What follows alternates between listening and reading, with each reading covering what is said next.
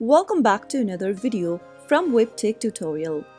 In today's episode, I will be guiding you through how to capture screen on MacBook Pro. There are simple steps on capturing the screen of your MacBook Pro. The first way is to use keyboard shortcuts.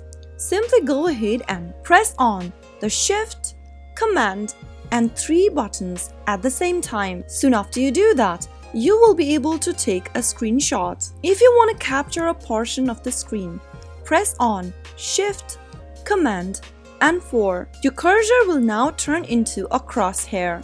Drag the crosshair to select the area you want to capture. Release your mouse or trackpad button, and you will be able to capture the certain area. Now, another way to capture a screen is by using the Screenshot app. Simply press on Shift, Command, and 5 keys from your keyboard. Soon after you do that, this will open up the Screenshot app, which offers more options for capturing your screen and recording it. Simply go ahead and select the portion you'd like to capture by dragging the slider on your screen.